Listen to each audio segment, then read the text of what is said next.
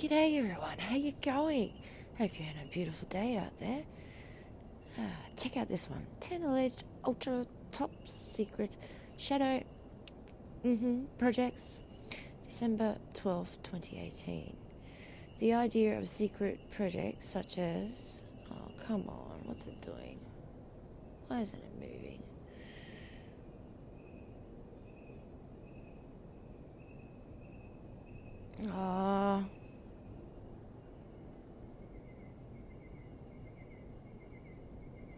Okay.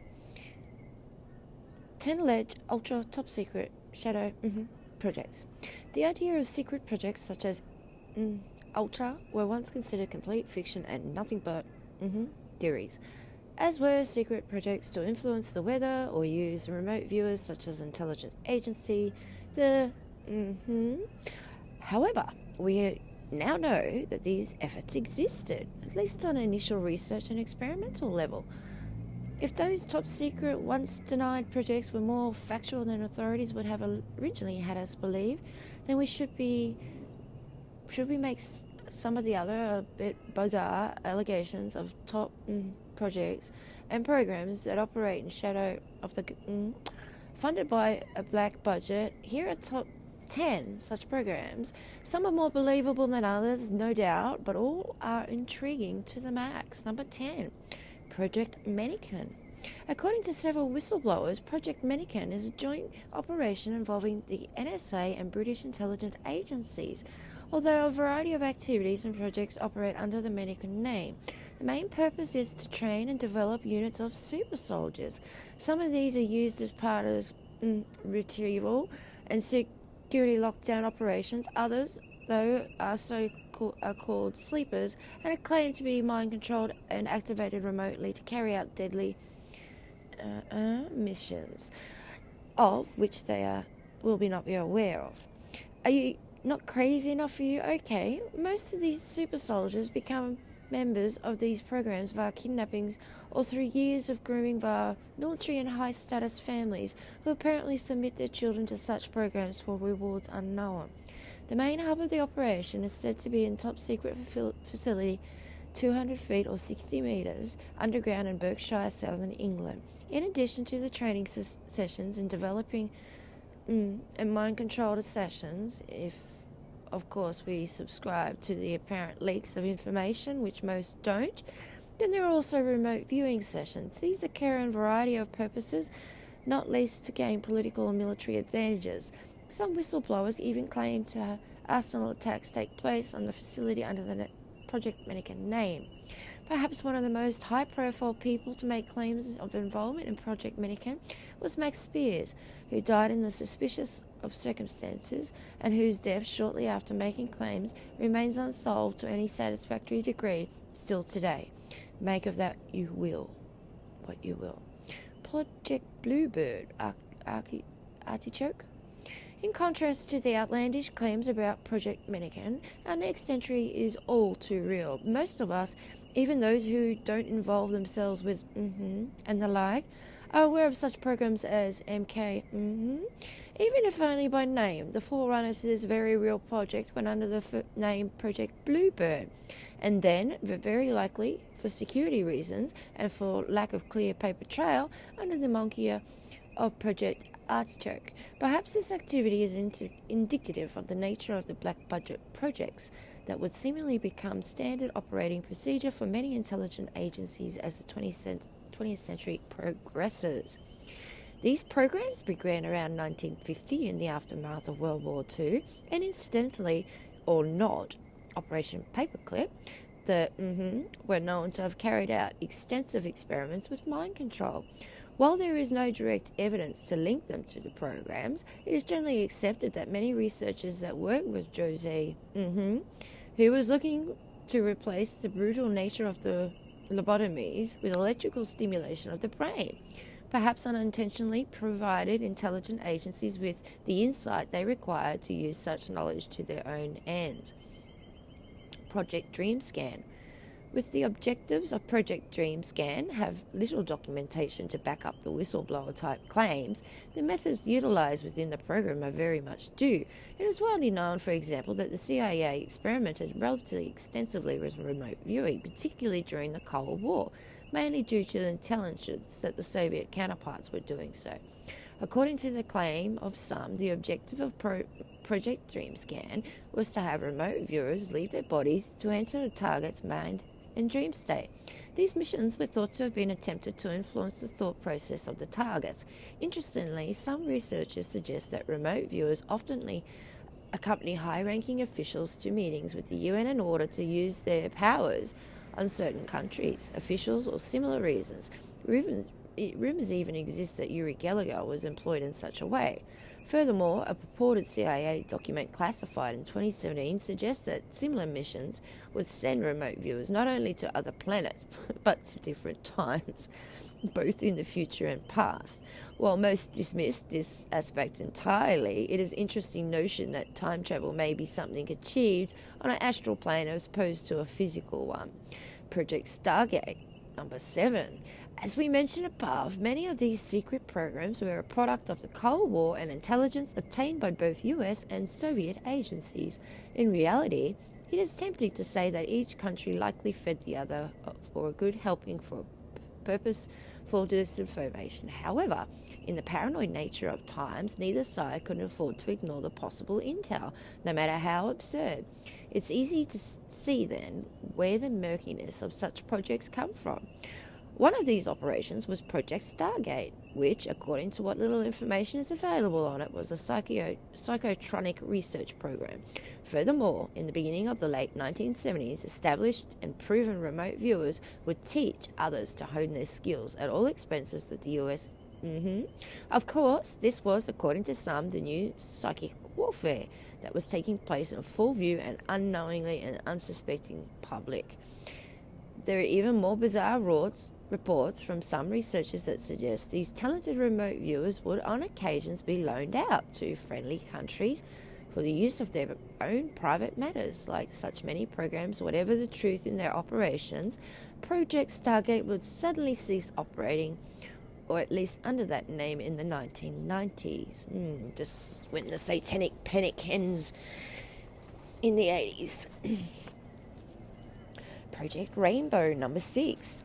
Perhaps another seemingly outlandish secret operation was Project Rainbow, whose roots allegedly reside in such equally insane projects as the Philadelphia experiment, which of course most people insist are mere fantasy at best. It also has more direct connections to another super secret program in the Phoenix Time Travel Project, where some researchers believe in essentially the same operation under a different name.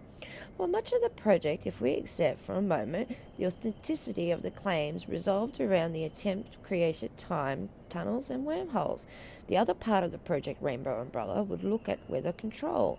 This, particularly in recent years, is something that is increasingly being dragged from the tray to the fact tray. Perhaps one of the most intriguing connections to other claims that it was from these weather and space-time experiments that seeds from fully working mind-controlled devices come from. It is another interesting layer of such that seeds are now all but proven theory, such as weather control copulated with much more unpalatable prospect of controlling the minds of unsuspecting members of the public. Operation Sleeping Beauty, number 5. Project Rainbow was not only the operation involved experiments more akin to mind control. Rainbow's weather control research allegedly also reportedly resulted in a secret program known as Operation Sleeping Beauty. Whether these experiments ever made it off the drawing board is unknown, although you might imagine some theorists insist they did. And what's more, they contend that the experiments are likely still going on today. The drive behind these theories is the notion of that mind-altering electromagnetic weaponry could be used by the US military advantage. They would, through such advanced and experimental technology, be able to achieve battlefield superiority. Their enemies would be mentally disorientated to the point of surrender. That happened in the Gulf War. They told these soldiers that they were Allah, and these guys put down their guns. Check it out. I won't mention it, it'll get struck down. That's why I'm going for some words, because it'll get struck down. Another interesting aspect of this approach was the soldiers affected would not have the slightest idea what was happening to them. The confusion alone would inspire substantial fear. In short, such a secret advanced weapon is not at all beyond the realms of imagination or the possibility. Number 4, the Mindwrecker Project. A very similar advanced battlefield weapon program would be called Project Mindwrecker, sometimes called Mindwrecker, an effort to create a state of artificial paralysis through mentally induced weapons. According to the and once again, we should note that there is no absolute solid evidence to back these outlandish claims up. The project came to light through another unintended observation during the weather control experiments of Project Rainbow. Once they realized that there was a potential to paralyze subjects through technology they had created, they looked to weaponize it. In a claim, or bordering on lunacy, further accusations suggest that this technology was derived from reverse-engineered spacecraft, which only made the theory more appealing to some and more unbelievable to others. Perhaps just to add another layer of appeal to the whole affair, Mindwrecker is also claimed to be one of the last secret projects commissioned by the Reagan administration. Of course, who was actually in charge during the Reagan years is perhaps also open to debate and is in fact a likely bigger Number 3, Project Sigma. Maybe the claims behind their parent Project Sigma are the most intriguing of them all, if only because they offer an admittedly tentative explanation to the abduction phenomenon. The roots of Project Sigma go back to the alleged and equally controversial meeting between President Eisenhower and two different races. One race was the Greys, whose offer of advanced technology apparently won Eisenhower's mind against the offer of green technology from the other race, said to be some of the Nordics. Further rumors also suggest that Eisenhower didn't wish this technology to end up in the hands of Soviet Union.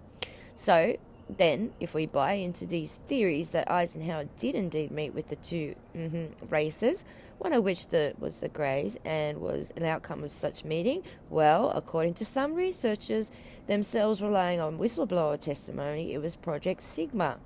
This was essentially an alien-human hybridization program. The reason behind this is said to be that the Greys' DNA suffered extreme degradation due to the exposure of radiation on their home planet. In short, they could no longer reproduce. So, in return for this technology, the Greys were apparently granted access to humans for abduction, under the condition the abductees would not recall such abductions and would return unharmed. It is certainly an interesting motion. Might this be an ultimate reason behind the reports of abductions by grey aliens since the early 1960s? Number 2, Project Moondust. The official reason for Project Moondust was to recover the remains of Soviet satellites that re-entered in the atmosphere and crashed to the Earth. And they didn't just recover these satellites in the United States, but all over the world, in places such as South Africa, Bolivia, and even as far away as the Himalayan mountains. However, according to some researchers, most prominently Clifford Stone, a great many of the Moondust missions actually recovered crashed.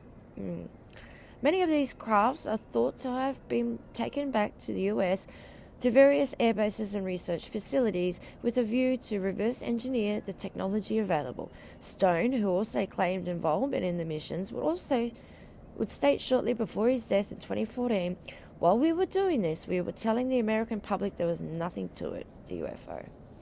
Stone would also state that on most of the 3 missions, the unit they thought they were going for a satellite or a Soviet test plane. However, he would also state that on each of these missions, there was also a person assigned at the last minute who was an Army official.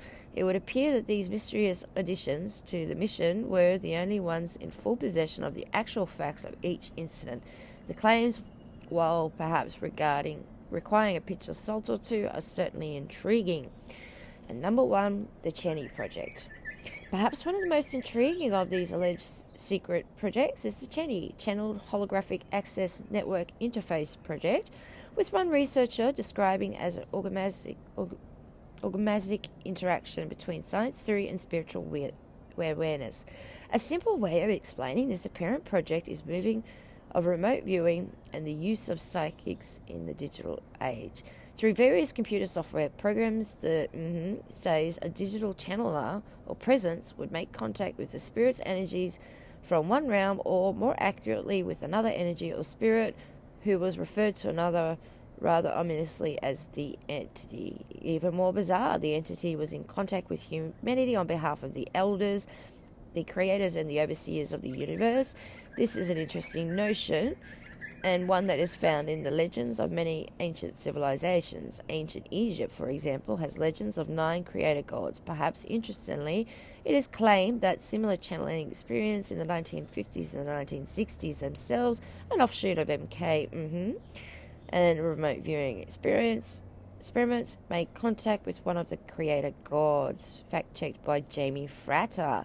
This last one going on about moving remote viewing into the use of the psychics into the digital age is similar to what Geordie Rose said about the D-Way quantum computer, where they can pull something from another world and bring it back to this world, but they're benevolent and it won't be good. They don't care about us.